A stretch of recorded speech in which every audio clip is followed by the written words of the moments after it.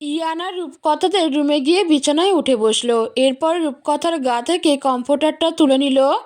রূপকথা এমনিতেও হালকা হয়ে এসেছিল, তার মধ্যে গা থেকে কমফোর্টার সরিয়ে নেওয়ায় ঘুম পুরোপুরি ভেঙে গেল। এরপর পাশ ফিরে দেখে ইনায়া বসে আছে। রূপকথা উঠে বসে ইনায়াকে জড়িয়ে ধরে বলল, ইনু সোনা, কখন এসেছো? ইনায়া হেসে বলল, মাত্র এসে তোমাকে ডাকতে চলে এসেছি। রূপকথা বলল, তোমরা আসবে অথচ আমাকে কেউ কিচ্ছু একটু বলেনি। ইনায়া বলল, আরে বাবা তো সকালেই বড় আম্মুকে ফোন দিয়ে বলেছে আমরা এখানে আসব। রূপকথা বলল, ও তাই হয়তো শুনিনি, সবাই এসেছে? ইনায়া বলল, হ্যাঁ এসেছে। এখন তুমি তাড়াতাড়ি ওঠো, সবাই তোমাকে খুঁজছে তো। রূপকথা চুলগুলো হাত খোপা করে বিছানা থেকে নামলো। ইনায়া বলল, ভাবিমণি একটা কথা বলি? রূপকথা বলল, অবশ্যই। ইনায়া বলল, পিজিতে তোমাকে একদম ছোট্ট বাচ্চাদের মতো লাগছে। ইনায়া এই কথা শুনে রূপকথার মনে পড়ল সে আজকের এখনও চেঞ্জ করেনি। রূপকথা হেসে বলল, তাই? ইনায়া বলল, হুম হুম। রূপকথা বলল, আচ্ছা তুমি একটু বসো, আমি ফ্রেশ হয়ে আসি। ইনায়া উঠে বলল, আচ্ছা আমি নিচে যাই, তুমি এসো। রূপকথা বলল, বসো না। রূপকথার কথা শেষ হওয়ার আগেই ইনায়া নিচে চলে গেল। এরপর রূপকথাও চেঞ্জ করে ফ্রেশ হয়ে নিচে গেল। নিচে গিয়ে রূপকথা সবার সঙ্গে ভালো মন্দ কথা বলে উৎসর দিকে ভ্রু কুঁচকে তাকালো। উৎসর মাফলার পরার কারণ কি রূপকথা বুঝতে পারল না। আয়েশা বেগম রূপকথাকে জিজ্ঞেস করলো, জ্বর আছে এখন? রূপকথা বলল, এখন নেই মা। আয়েশা বেগম বলল, কালকের একবার উৎসর সঙ্গে গিয়ে ডক্টর দেখিয়ে এসো। রূপকথা কিছু বলল না। এর মধ্যে একজন সার্ভেন্ট এসে সবাইকে নাস্তা করতে ডাকলো। বিকেলে রূপকথা, ইনায়া, ফারাজ তিনজন ছাদে বসে গল্প করছিল। আয়েশা বেগম আর জিনিয়া বাসায় নেই, দুজন বাইরে গেছে রিঙ্কির বিয়ের জন্য গিফট কিনতে। উৎস রুমে ঘুমাচ্ছে। অন্যদিকে ফারুক সাহেব আর ফয়সাল সাহেব বসে জায়গা জমি নিয়ে আলাপ করছে। রূপকথা ইনায়াকে জিজ্ঞেস করলো, আচ্ছা তোমার উদয় ভাইয়া কোথায়, কিছু জানো? ইনায়া বলল, না তো, আমি তো কিছু জানি না। ফারাজ বলল, আমি জানি। রূপকথা বলল, তাহলে বলো। ফারাজ বলল, তার আগে বলো ছোট ভাইয়া কোথায় আছে, সেটা বললে আমি কি পাবো? রূপকথা বলল, তুমিই বলো কি চাও। ফারাজ বলল, আমার আইসিটি প্র্যাকটিক্যাল লিখে দিতে হবে। রূপকথা বলল, ঠিক আছে লিখে দেবো, এবার বলো। ফারাজ বলল, তার আগে তোমরা কথা দাও কাউকে কিছু বলবা না। রূপকথা বলল, আচ্ছা কথা দিলাম, কাউকে কিছু বলবো না। এবার বলো। ফারাজ বলল, ইনু তুইও কথা দে কাউকে কিছু বলবি না। এই কথা কিন্তু বড় আম্মুর কানে গেলে পরে সমস্যা হবে। ইনায়া বলে, বলবো না। ফারাজ বলল, ছোট ভাইয়াকে রিহ্যাবে দেওয়া হয়েছে। ইনায়া জিজ্ঞেস করলো, রিহ্যাব কি? ছোট ভাইয়াকে ওখানে কেন দেওয়া হয়েছে? ফারাজ বলল, রিহ্যাবে দেওয়া হয় যাতে কেউ নেশা, খারাপ অভ্যাস বা মানসিক সমস্যায় ডুবে থাকলে তাকে সেখান থেকে নিরাপদে ও সঠিকভাবে সুস্থ করা হয়। ফারাজের এই কথা শুনেই রূপকথা বুঝে গেল আসল কাহিনী। ফারাজ বলল, এই কথা কিন্তু বড় আম্মু জানে না, তাই তোমরা ভুলেও কিন্তু তার সামনে এসব বলতে যাবে না। রূপকথা বলল, নিশ্চিন্তে থাকো, কেউ কিচ্ছু জানবে না। ফারাজ বলল, আরে ভাবিমণি, তোমাকে নিয়ে তো চিন্তা নেই, কিন্তু ইনুকে নিয়ে ভয় আছে। রূপকথা হেসে বলল, ইনুকে নিয়ে এত ভয় পেতে হবে না, ইদু তো এখন বড় হয়ে গেছে, সব বুঝে, কি তাই না ইনু? ইনায়া বলল, ভাইয়া শুধু শুধু টেনশন করে। ফারাজ বলল, এসব বাবা শুনলে আমাকে মেরেই ফেলবে, তাই বারবার সাবধান করছি। রূপকথা বলল, আচ্ছা নিচে চলো এবার। ইনায়া বলল, ভাবিমণি ফ্রেঞ্চ ফ্রাই খাবে? রূপকথা জিজ্ঞেস করছে, তোমার খেতে ইচ্ছা করছে, বানিয়ে দিতে বলবো? ফারাজ বলল, ইনু এখন খুব ভালো ফ্রেঞ্চ ফ্রাই বানায়, তাই তোমাকে জিজ্ঞেস করছে যেন বানিয়ে খাইয়ে একটু প্রশংসা পেতে পারে। রূপকথা বলল, তাহলে তো অবশ্যই খেতে হবে। ইনায়া খুশি হয়ে বলল, তাহলে এক্ষুনি বানাই চলো। এরপরই তিনজন নিচে গিয়ে কাজে লেগে পড়ল। ইনায়া আলু কেটে সেগুলো হাফ সেদ্ধ করে নিল।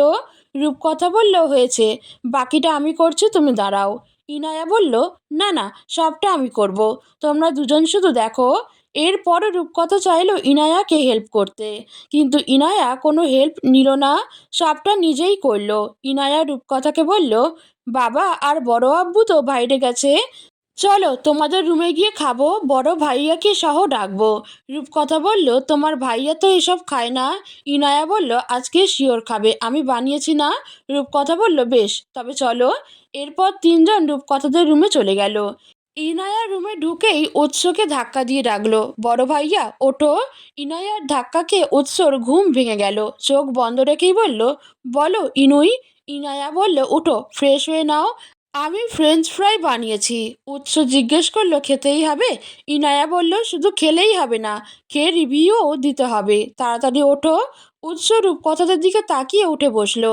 ইনায়াকে বলল, এত পাকামি করতে গেলে কেন?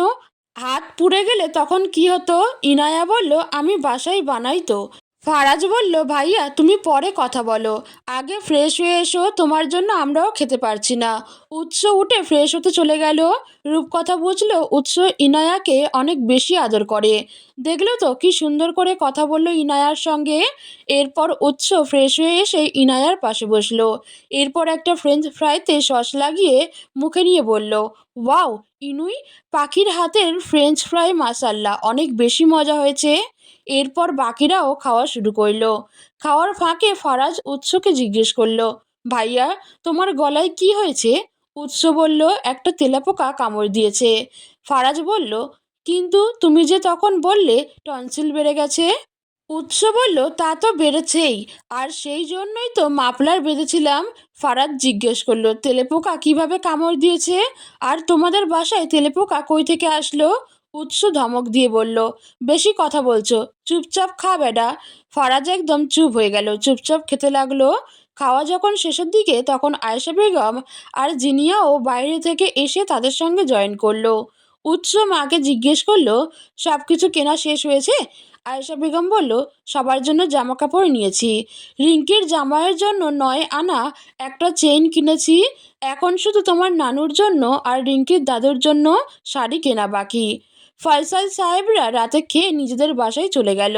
তাদের বিদায় দিয়ে আয়েশা বেগম রূপকথাকে বলল, একটু আমার রুমে এসো তো মা। রূপকথা গেল। আয়েশা বেগম রূপকথাকে বিছানায় বসিয়ে আজকের কি কি কিনেছে সব কিছু দেখাচ্ছে।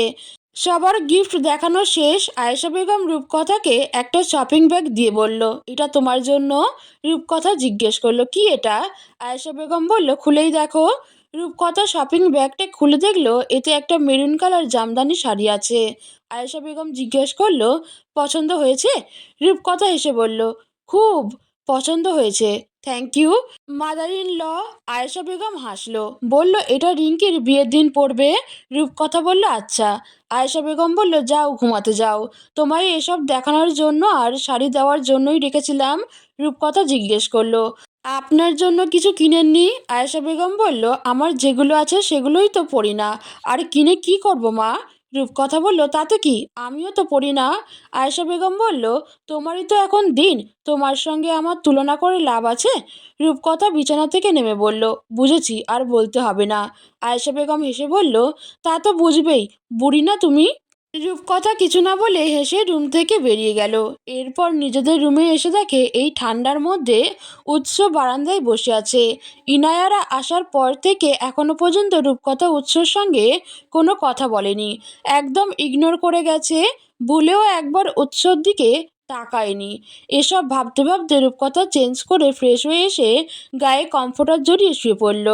রাত 12টায় উৎস রুমে আসলো। এতক্ষণ বারান্দায় বসে বন্ধু আশরাফের সঙ্গে গুরুত্বপূর্ণ একটা কথা বলছিল। কথা বলতে বলতে কখন যে 12টা বেজে গেছে উৎস টেরও পেল না। উৎস ফ্রেশ হয়ে এসে রূপকথার পাশে শুয়ে পড়ল। এরপর পিছন থেকে রূপকথার কোমর জড়িয়ে নিজের বুকে নিয়ে আসলো। উৎস ভাবছে রূপকথা ঘুমিয়ে পড়েছে, আদৌ তো কিন্তু তা না, রূপকথা এখনো জেগে আছে। সকালে ঘুম থেকে দেরিতে ওঠার ফলে এখন আর ঘুম আসছে না। অন্যদিকে বিকেলে অনেকক্ষণ ঘুমানোর ফলে উৎসরও এখন ঘুম আসছে না। 2 দিন পর সন্ধ্যা 7টায় উৎস অফিসে বসে ফাইল দেখছিল, এমন সময় তার কেবিনে প্রবেশ করলো সৌভিক আর নোবেল। তারা দুজন উৎসর খুব কাছের বন্ধু। নোবেল প্রথমে সৌভিকের বন্ধু ছিল, এরপর উৎসর বন্ধু হয়েছে।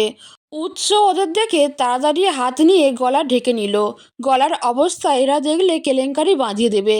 উৎস এক হাত দিয়ে ফাইলগুলো একপাশ করে রেখে দুজনকে বসতে বলে জিজ্ঞেস করলো, কি খাবি তোরা? সৌভিক হেসে বলল, ওইদিকে যে 3 বোতল রেখে গিয়েছিলাম, ওইগুলো বের কর। উৎস বলল, নেই। নোবেল বলল, নেই মানে? এ ভাই, বিলেতি মাল ছিল কিন্তু হেব্বি দাম। উৎস বলল, নেই মানে নেই, ডাস্টবিনে ফেলে দিয়েছি। এসব অস্বাস্থ্যকর জিনিস না খাওয়াই ভালো। সৌভিক বলল, সেদিন তো দিব্যি গিলেছিলি, আজকের হঠাৎ এই কথা কেন?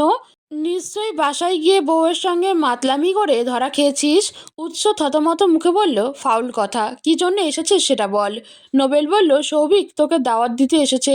উৎস জিজ্ঞেস করলো, কিসের? নোবেল হেসে বলল, আমাদের সৌভিকের টুনটুনি কাটিং ফাংশনের। উৎস সৌভিককে জিজ্ঞেস করলো, কি রে, সত্যি নাকি? সৌভিক রেগে বলল, তোদের যথেষ্ট বয়স হয়েছে, এবার মুখের লাগাম টানা উচিত। নোবেল বলল, ভুল কি বলেছি? সৌভিক উৎসকে বলল, জানিসই তো কয়েকদিন আগে সানিমের সুন্নতে খাতনা করা হয়েছে। আগামী শুক্রবারে সুন্নতে খাতনার 7 দিন পূর্ণ হবে, তাই আম্মা ঘরোয়াভাবে একটা ছোটোখাটো অনুষ্ঠানের আয়োজন করেছে। বলেছে তোদের বউ নিয়ে যেতে। নোবেল বলল, আমি তো শিওর যাব, কিন্তু উৎস কি যাবে? ও তো আবার অনেক বড় লোকস মানুষ, কারো দাওয়াতে যায় না। সৌভিক বলল, না গেলে আম্মা কষ্ট পাবে, অনেক আগ্রহ নিয়ে তোদের বউ নিয়ে যেতে বলেছে। উৎস বিয়ে করেছে শোনার পর থেকে ওর বউ দেখার জন্য অধীর আগ্রহে অপেক্ষা করছে আম্মা। উৎস বলল, আমি চেষ্টা করব। সৌভিক বলল, তুই একা গেলেই হবে না, তোর বউকে সহ নিয়ে যেতে হবে। উৎস বলল, আচ্ছা আমি বলবো, যদি যেতে চায় তবে নিয়ে যাব, আর না যেতে চাইলে তো কিছু করার নেই। নোবেল বলল, কিছু করার নেই মানে? না যেতে চাইলে কোলে করে নিয়ে যাবি, একা গেলে তোকে বাসায় ঢুকতে দিব না। উৎস বলল, তাহলে তো আরও ভালো, আমারও যাওয়া লাগবে না। সৌভিক বলল, তোরা না গেলে সত্যি মা অনেক কষ্ট পাবে, শানিম তো তোদের সঙ্গে দেখা করার জন্য মরিয়া হয়ে উঠেছে। উৎস বলল, আমি চেষ্টা করব। এখন বল তোরা কি খাবি? নোবেল বলল, যা খেতে এসেছিলাম তা তো ফেলে দিয়েছিস বললি। উৎস বলল, ওসব ছাড়া অন্য কি খাবি সেটা বল। নোবেল বলল, কিচ্ছু খাবো না, শুধু একটু গরম গরম ধোঁয়া ওঠা কফি খাবো। উৎস বলল, একবার বলছিস কিচ্ছু খাবি না, আবার বলছিস একটু গরম গরম ধোঁয়া ওঠা কফি খাবি, কি একটা অবস্থা। সৌভিক বলল, তার আগে বল, তোর গলায় কি হয়েছে? আসছি পর্যন্ত দেখছি গলায় হাত দিয়ে রেখেছিস। উৎস এতক্ষণ ধরে মনে মনে যে ভয়টা পাচ্ছিল সেটাই হয়েছে। উৎস একটু থেমে গলা থেকে হাত সরিয়ে থমথমে মুখে বলল, গত রাতে মশারি দেইনি, সেই সুযোগেই ঘুমের মধ্যে কি যেন এসে কামড় দিয়ে গেছে। এই কথা শুনে নোবেল আর সৌভিক দুজন সিরিয়াস মুডে দুজনের দিকে তাকিয়ে হঠাৎ জোরে হেসে দিল। ওদের হাসি দেখে উৎস বিরক্ত হয়ে বলল, এমন স্টুপিডদের মতো হাসছিস কেন? সৌভিক বলল, তো হাসবো না? ভাবা যায় আমাদের বন্ধু উৎস যাওয়াত এই বয়সে এসে কি সুন্দর বানিয়ে মিথ্যা কথা বলছে। উৎস বলল, এই বয়সে এসে মানে? আমাকে কি তোদের বুড়ো মনে হয়? নোবেল বলল, তা নয় তো কি। আচ্ছা, তোর যে এখন 36 বছর বয়স হতে চলেছে, তুই কি ভুলে গেছিস? উৎস বলল, জি না, কিচ্ছু ভুলিনি, বরং তোরাই ভুলে গেছিস যে আমাকে বিদেশে পাঠানোর জন্য আব্বা আম্মা আমার জন্ম নিবন্ধনের বয়স 3 বছর বাড়িয়ে দিয়েছিল। সৌভিক বলল, আচ্ছা যা, তুই এখনো কচি খোকা। উৎস বিরক্ত হয়ে বলল, এই ওঠ, যা এখান থেকে, তোদের কফি খাওয়া লাগবে না। নোবেল বলল, কফি না খেয়ে কি তোমার বউয়ের মতো কামড় খাবো? উৎস বলল, আর একবার এসব উল্টোপাল্টা কথা বললে এখান থেকে এক লাথি মারবো, যে একদম নেটওয়ার্কের বাইরে গিয়ে পড়বি। সৌভিক বলল, ওর কথা বাদ দে, তুই এখন আমার কথা শোন। উৎস বলল, কি বা শুনবো? সেই তো ওর মতোই বা কথা বলবি। সৌভিক বলল, আরে তুই আমার কথা তো শোন আগে। উৎস বলল, বলতে থাক, শুনতেছি আমি। সৌভিক বলল, সিরিয়াস কথা কিন্তু। উৎস বলল, বুঝছি, বল। সৌভিক বলল, সত্যি করে বলবি কিন্তু। উৎস গম্ভীর মুখে বলল, তুই কি মজা করছিস আমার সঙ্গে? সৌভিক উৎসর থেকে বেশি গম্ভীর মুখে বলল, আমার মুখ দেখে কি তোর মনে হচ্ছে আমি মজা করার মুডে আছি? উৎস বলল, আচ্ছা বল। সৌভিক বলল, সত্যি করে উত্তর দিবি কিন্তু। উৎস বলল, আমার ধৈর্যের পরীক্ষা নিচ্ছিস? সৌভিক বলল, মোটেও না। আচ্ছা তাহলে এবার প্রশ্নটা করি। উৎস বলল, জি অবশ্যই, এবার প্লিজ প্রশ্নটা করে আমাকে উদ্ধার করুন। সৌভিক খুবই সিরিয়াস মুডে উৎসকে জিজ্ঞেস করলো, আচ্ছা তোর বউ কি তার কাটা দিয়ে দাঁত মাজে? কথাটা শেষ হতে না হতেই পুরো রুমে নোবেলের হাসির শব্দ প্রতিধ্বনি হতে লাগলো। উৎসর সামনে একটা ফোমের বল ছিল, সেটাই সে সৌভিকের মুখে ছুঁড়ে মারল। বলল, এসব বলার জন্য আমার অফিসে এসেছিস? যদি সত্যি এসব বলার জন্য এসে থাকিস তাহলে এক্ষুনি বের হ বেয়াদব। সৌভিক হেসে বলল, সত্যি বলতেছি ভাই, তোর গলার অবস্থা দেখে আমার মায়া হওয়ার পাশাপাশি মনে এই প্রশ্নটাই ঘুরপাক খাচ্ছে। উৎস বলল, তোরা থাক, কফি খেয়ে যাস, আমি চলে যাচ্ছি। নোবেল বলল, মানে কি? উৎস বলল, মানে তোদের এসব বা আলাপ আর শুনতে ইচ্ছা করছে না। সৌভিক বলল, আচ্ছা বস, আর লজ্জা পেতে হবে না। নোবেল বলল, আরে লজ্জার কি আছে, আমরাই তো। উৎস বলল, তোরা দুজন একাই তো 20 জনের সমান। সৌভিক বলল, উৎস খাবার অর্ডার দে, খিদে লেগে গেছে। উৎস বলল, এত উল্টোপাল্টা কথা বললে খিদে তো লাগবেই। আজ শেষ পর্যন্ত দুটো ঠোঁটের কোনো স্থিরতা নেই। সৌভিক বলল, তোর বউয়ের মতো দাঁত দিয়ে আদর করতে পারি না বলে এভাবে বলবি? উৎস বিরক্ত হয়ে বলল, কথায় কথায় ওকে টানিস কেন? নোবেল বলল, এ ভাই, তুই কিছু খাওয়া না খাওয়ালে বল, বাইরে থেকে খাবো। সেই দুপুরে বাসা থেকে খেয়ে বের হয়েছি যে এখনও কিছু খায়নি। উৎস খাবার অর্ডার দিল। এরপরই তিনজনের আড্ডা চলল দীর্ঘক্ষণ ধরে। রাত 10টায় উৎস বাসায় ফিরে দেখে রূপকথা খুব মনোযোগ দিয়ে পড়ালেখা করছে। উৎস যে রুমে এসেছে সেদিকে তার কোনো হুঁশ নেই। উৎসকে যেন পাত্তাই দিচ্ছে না। উৎস অনেক চেষ্টা করেও রূপকথার নজর নিজের দিকে ঘোরাতে পারছে না। এটা আজকের প্রথম না, উৎস গত 2 দিন ধরে খেয়াল করছে রূপকথা তার সঙ্গে কেমন যেন পাষাণের মতো আচরণ করছে। তাকে একদম পাত্তাই দিচ্ছে না, তার সঙ্গে কোনো কথাও বলছে না। সে কথা বলার চেষ্টা করলেও রূপকথা তাকে এড়িয়ে যাচ্ছে। উৎস অনেকক্ষণ চেষ্টা করেও যখন রূপকথার মনোযোগ নিজের দিকে ঘোরাতে পারল না, তখন শেষে বিরক্ত হয়ে ওয়াশরুমে চলে গেল ফ্রেশ হতে। সে যেতেই রূপকথা বিজয়ের হাসি হাসলো। নিজে নিজে বলল, মানুষ আমার সঙ্গে যে ব্যবহারটা করে তা আমি করলেই তারা সহ্য করতে পারে না। আজব দুনিয়ার আজব মানুষ। রূপকথা উঠে নিচে গিয়ে সার্ভেন্টদের ডেকে বলল টেবিলে খাবার দিতে। সে সবাইকে ডেকে দিচ্ছে। সার্ভেন্টরা তার কথা মতো কাজে লেগে পড়ল। রূপকথাও গিয়ে ফারুক সাহেব আর আয়েশা বেগমকে ডেকে আনলো। আয়েশা বেগম বলল, উৎসকে ডেকেছ? রূপকথা বলল, বসুন আপনারা, উনি ফ্রেশ হয়ে আসবে। উৎস ফ্রেশ হয়ে রুমে এসে দেখে রূপকথা নেই। বুঝলো নিচে গেছে, তাই সেও নিচে চলে গেল। উৎসকে দেখে ফারুক সাহেব বলল, তোমার জন্যই অপেক্ষা করছিলাম, বসো। উৎস এক পলক রূপকথার দিকে তাকিয়ে বাবার পাশে বসলো। আয়েশা বেগম বলল, আমি চাচ্ছিলাম কালকেই রিঙ্কির বিয়ের জন্য চট্টগ্রামে চলে যেতে। রূপকথা অবাক হয়ে বলল, রিঙ্কি আপুদের গ্রামের বাড়ি চট্টগ্রাম? আয়েশা বেগম বলল, হ্যাঁ, চট্টগ্রামের রাউজানে। উৎস মায়ের উদ্দেশ্যে বলল, এত তাড়াতাড়ি গিয়ে কি করবেন? আয়েশা বেগম বলল, তাড়াতাড়ি কই, আর 2 দিন পরেই তো রিঙ্কির গায়ে হলুদ। তোমার খালার নানি বারবার ফোন দিচ্ছে যেন কালকেই চলে যাই। উৎস বলল, আচ্ছা। আয়েশা বেগম বলল, আর সার্ভেন্টরাও সবাই ছুটি চাচ্ছে, তাই ভাবলাম কালকেই চলে যাই। উৎস বলল, আচ্ছা। আয়েশা বেগম জিজ্ঞেস করলো, তুমি যাবে তো আমাদের সঙ্গে? উৎস বলল, না, হলুদের দিন যাব। ফারুক সাহেব বলল, কেন, কালকের গেলে কি সমস্যা? উৎস বলল, পরশু সৌভিকের বাসায় আমার আর রূপকথার দাওয়াত আছে। ওর মা অনুরোধ করেছে রূপকথাকে নিয়ে যেন অবশ্যই যাই। ফারুক সাহেব বলল, তার মানে রূপকথাও কালকে যেতে পারবে না? উৎস বলল, না। আয়েশা বেগম বলল, তাহলে আর কি, আমরাও তোমাদের সঙ্গে হলুদের দিন যাব। সার্ভেন্টদেরও 2 দিন পর থেকে ছুটি কাটাবে। উৎস বলল, তার কোনো দরকার নেই, আপনারা কালকে সকালেই রওনা দিন, সার্ভেন্টদেরও ছুটি দিয়ে দিন, আমি বাইরে থেকে খাবার আনিয়ে নেব। আয়েশা বেগম বলল, তা কি করে হয়? তুমি অফিসে চলে গেলে রূপকথা বাসায় একা থাকবে নাকি? উৎস বলল, 2 দিন না হয় অফিসে গেলাম না, বাসায় থেকেই কাজ করলাম। আয়েশা বেগম বলল, তারপরও আমার মন সায় দিচ্ছে না। ফারুক সাহেব বলল, আচ্ছা, কাল সকালে দেখা যাবে, এখন খেয়ে নাও।